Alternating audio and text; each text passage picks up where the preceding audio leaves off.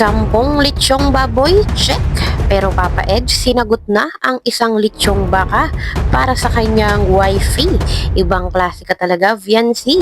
Ngunit Viancy, pok-pok daw? Grabe naman ito. Yan po ang ating tatalakayin at pag-uusapan ngayong araw. Pero bago po ang lahat, isang mapagpalang araw at gabi sa inyong lahat.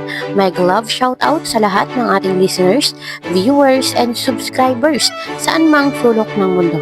Mapaluzon, Visayas at Mindanao. Lalong-lalo na po sa ating mga kababayang OFW. Kamusta po kayo mga kalingap? Mabuhay po kayo hanggat gusto nyo. At kung bago ka pa lang sa aking munting YouTube channel, huwag ka nang mahiyang mag-subscribe, like, share, and comment. Huwag mo na rin kalimutang i-click ang notification bell nang sa ganon ay updated ka sa aking mga paparating na video. At syempre, patuloy po natin suportahan sina Kalingap Rab at ang ating ama ng Kalingap, ang nag-iisang founder, si Kuya Val Santos Matubang. Kung maaari po ay no skip ads nang sa ganon ay mas marami pa tayong malingap na nangangailangan. At konting paunawa po kung maaari ay tapusin niyo muna ang kabuuang video nang sa ganon ay akma ang inyong mga komento.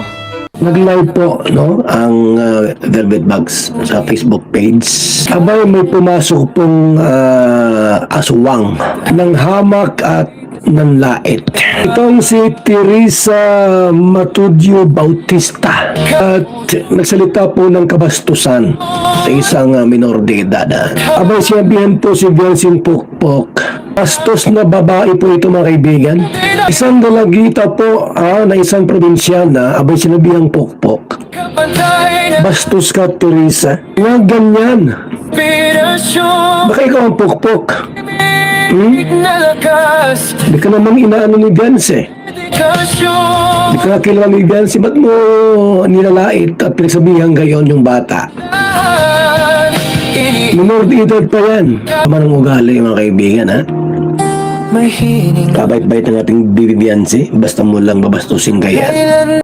Ayun, at kakatapos nga lang po mga kalingap ng live selling ng Etsy sa Velvet Box. Meron nga pong nakapasok na basher at sinabihan nga po si Viancy na pok-pok daw ito. Grabe naman pong panghahamak iyon mga kalingap, sabihan na isang pok-pok.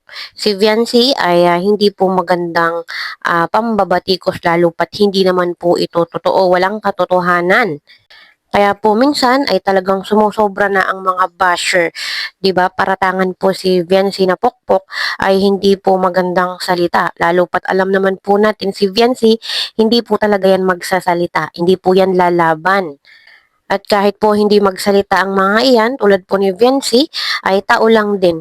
At nakakarating po sa kanila yung mga ganong salita. At syempre, masakit po ang masabihan ng mga ganong salita. Lalo pa talagang minsan ay talagang below the belt na po ang mga sinasabi. Ang ganda naman po ng pa-birthday ni Teresa dito sa ating Bibi Viancy. Magdidibo pa naman ay talagang nakakatanggap pa ng mga ganong pambabatikos. At sa kabilang dako nga po mga kalingap, ilang tulog na lang ay magaganap na ang pinakainaabangan ng lahat, ang engrandeng birthday ng ating Bibi Viancy ng Kalingap. At isa po mga kalingap sa abalang-abala ngayon at busy po talaga ay ito pong si Habi. Dahil ang kanyang wifey ay legal age na, 18 na, nasa tamang edad, pwede nang mag-asawa. Kaya po mga kalingap, medyo napipressure po itong si Kalingap Edo dahil halos lahat po ay masasaksihan ang dibo ng ating Bibi Viancy at halos din po talaga ng mga bigating sponsor na talagang tumulong dito kay Viancy ay pupunta po. Karamihan din po sa mga supporters at viewers ay talagang masasaksihan ang engranding dibo ni Viancy. Kaya marami pong nag-e-expect sa regalo at pasabog nitong si Habi para sa kanyang wifey. Kaya ihanda po natin mga kalingap ang ating sarili at talagang bubuhos po ito. Itong birthday ni Viancy ng talagang biyaya, ng kagalakan, kasiyahan at uuwi po yung ating mga sponsor at mga viewers at supporters na nakangiti. At yun nga po mga kalingap ay sagot na ni Papa Edge yung isang litsyong baka. Bukod pa po sa baka ay iba pa po yung regalo na inihanda niya dito sa kanyang wifey. At yun pong 10 litsyong baboy ay sagot na daw po ni Kuya Val. Siguro po yung ibang mga sponsor ay nag-ambagan din doon. At yun nga po ay talagang mag-ready sila dahil high blood. Hello, high blood. Ano po? Kalingap Edu. At ayan po mga kalingap. Kasi bumili po pala siya ng ng baka, ayan po. Para po sa birthday ni Biancy. Marami kasing datan Oh, madami. Kaya kasya na yung pisan, parang oh, litsunin. Oh, litsyon baka naman. Ayan po. Grabe. Magkano bili mo yung pisan? 30K. 30,000? Ay, grabe. Oo. Malasog. Grabe mga kalinga po. Abangan nyo. Lilitsunin sa birthday po ni Biancy. Grabe naman pinsan.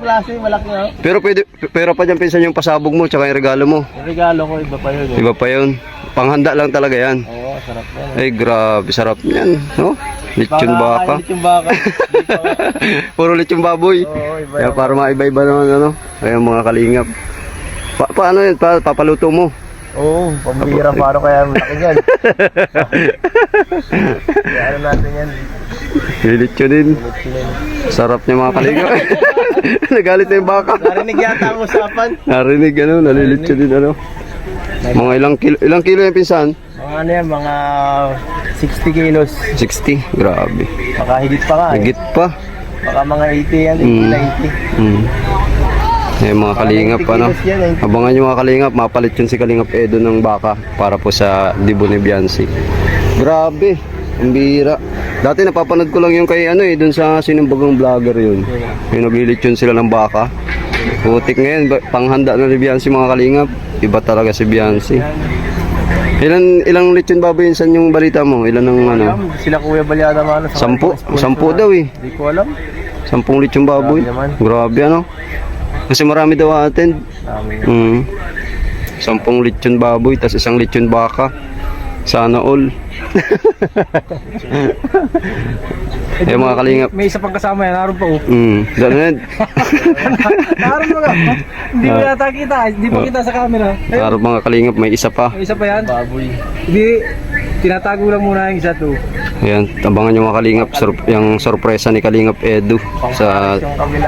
Dibo ni Biancy. Yung Paris daw yung kabila, sabi ni Grabe. Paris. Isang lechon baka. Ayan mga kalingap, abangan natin. Grabe minsan. Ibang klase ka talaga. Patang. Isang bakang panghanda lang po yan sa birthday ni Biancy mga kalingap.